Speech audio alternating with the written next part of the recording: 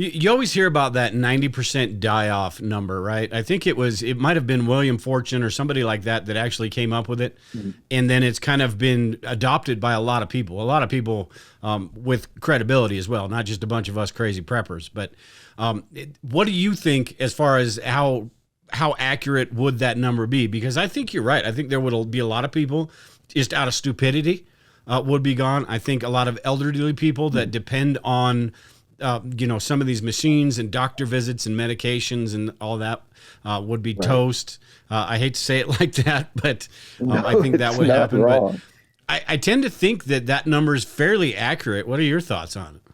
Well, if you look at it from a business standpoint, we love to use the Pareto rule, which is a lot of people just call it the 80-20 rule. Mm-hmm. So I'm figuring up front 80% of the people are really going to have a train wreck, and you're going to have that 20, but of that 20, there'll be a smaller percent who are doing well, and the others are just getting by. But truthfully, you're going to see a lot of that. And I think it's not going to be symmetric. Like a lot of people say, it'll be X amount of death or hurt or whatever, but it will be different. For instance, I live out in a small city among farms and the countryside. There are a lot of technical people. We have solar, wind, oil and gas facilities all around this area. Um, you probably have enough technical people to say, well, let's reroute that to go to this town and we'll put this back online. And but you get a say a blackout like we had in Texas in Chicago that lasts 3 weeks, and you have those 30, 40-story apartment buildings, there's not enough first responders to get those Yeah. people out. And like you said, the elderly, the ones on medicine or have machinery, they're going to perish first. Uh, Yeah. but yeah, I think it's going to vary on where you're located and what the local, how would I say it, the local, not the demographic, but the local culture is. Yeah. And Yeah. so I think certain big cities like downtown Los Angeles would be a train wreck. But, Yeah. Corpus Christi, maybe not so much. You know what I mean? It really, you're going to see a large number, at least I would think. Again, the 80-20 rule I've seen actually work out in a lot of different scenarios in business and in other situations. But the 90 wouldn't surprise me either. Yeah. Yeah. I think that's a good point about big cities too, because it would be so chaotic in a situation, even if it was some sort of grid down event that only lasted a few days, a week or Yeah.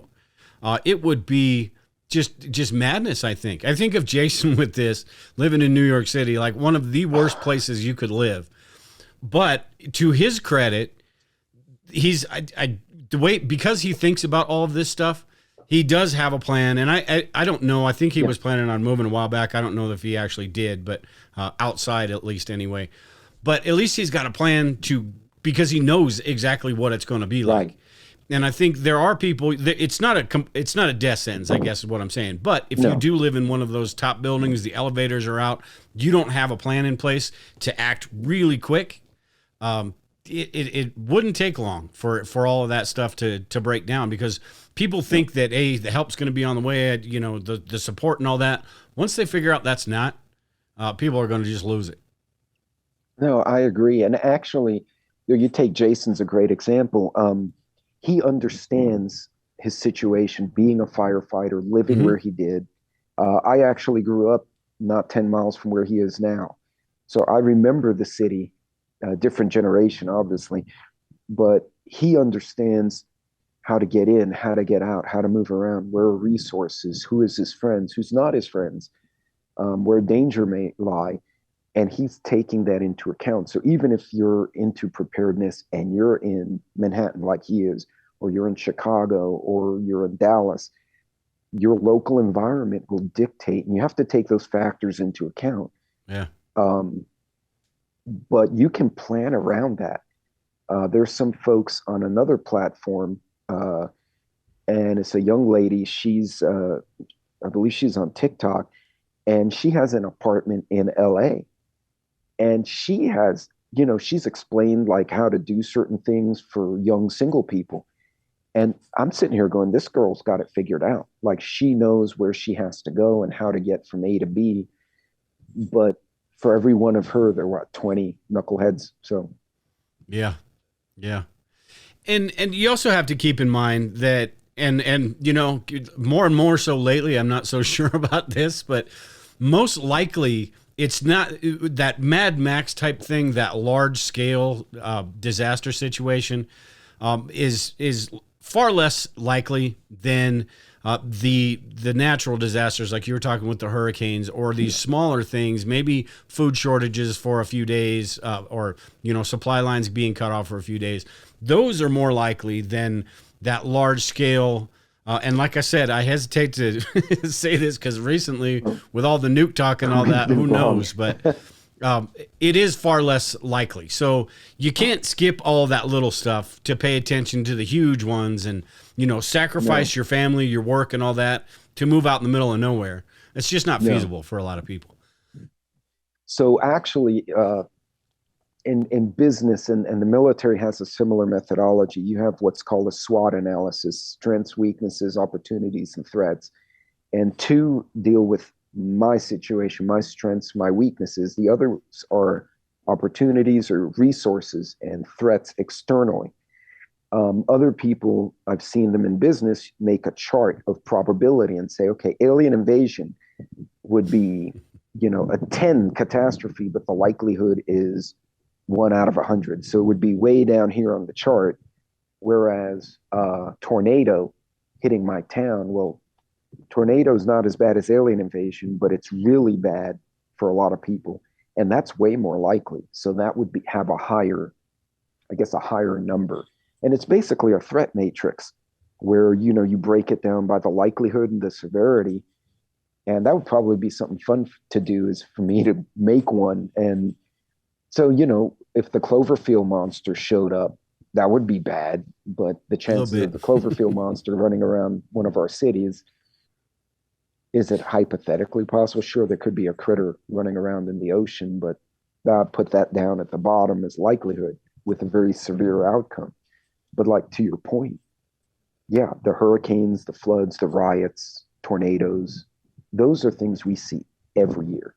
Yeah. So I would, to your point, I would focus more on the most likely ones, the ones you're seeing right now or have seen. I mean, the last 3 years between the hurricanes, the Rona, and the riots should give you all sorts of scenarios to work with. Yeah. And you would think it would wake a lot of people up, and maybe it has for a little bit, but I've noticed that during the whole pandemic thing, a lot of people were getting interested in preparedness and researching a lot of this stuff. But you know, the last 6 months or so, it's like they all just went back to life as normal. Life is as usual, Yeah. you know, back to the same basic stuff, and didn't even think about, hey, that sucked really bad. It could have been a whole lot worse, Oh you know, yeah, than what it was. And people just like, we'll just wait for the next one, and then we'll freak out then. yeah, It's and it's honestly, it's the same with the hurricanes. It's human nature. They're like la la la la la. I don't want to see it, yeah, but it's there. Um, the hurricanes are going to come whether it's politically expedient or not. It doesn't care. It's a hurricane. It just shows up and breaks things. Um, you're going to see that a lot of people will, like the new gun ownerships. How many millions of new firearms owners were there? And yeah, then of them, at least half, I'm sure, wound up selling the gun, or they put it in the closet, never use it. But I do think it's a bit of a step change, right? Because when that happens, you do get people, it's like the gym in January, right? Everyone wants to be in the gym. And by March, they're not there anymore. yeah, yeah, But you do get some new regulars, right? You always get that little increment. And those are the ones that make me happy. Those are the ones that I'm like, okay, you stuck around on my channel. yeah, You were new, and now you got a little channel over there, and you're making canned goods and whatnot. So those are the ones I have hope for. But yeah, yeah, a yeah. lot of them will just go back into, blue pill mode.